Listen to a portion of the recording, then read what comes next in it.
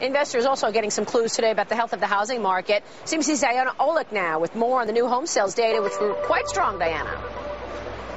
Absolutely, Maria. You know, sales of newly constructed homes not only beat the street's expectations, but it really rocketed out of the park. Take a look at the numbers, if you will. Sales rose nearly 27% from February, which had been a record low, but was revised higher. Now, inventories of unsold homes fell by 5,000 or 2.1%, the lowest in 39 years and a 6.7-month supply. Prices rose 4%.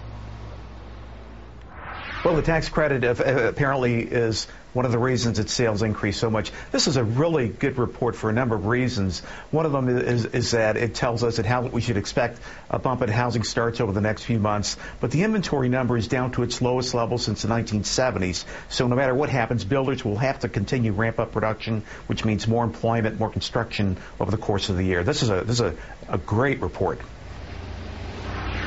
Now, as Bob Pisani noted, stocks of the big builders bounced on the news. The S&P Home Building Index up over 4%. Now, as we heard that inventories of new homes are really at historic lows, which means that if we are seeing a real turnaround in the housing market, the big builders are going to have to ramp up construction sooner than later. Now, this data is based on contract signs, which is really interesting to note because the existing home sales number is based on closings. So this is really telling about where that tax credit is taking us, because these are contracts signed in March, and you saw that big bump up as opposed to existing homes where the contracts were signed in December or January. So this is telling us that March and April are going to be strong thanks to the tax credit, which expires, of course, 1 week from today. For more, of course, go to the blog, realtycheck.cnbc.com. Maria? Diana, before I go to the blog, tell me about the builders that are best positioned right now. Obviously, it's a tale of two cities there within the group. What are you looking at, high end or low end?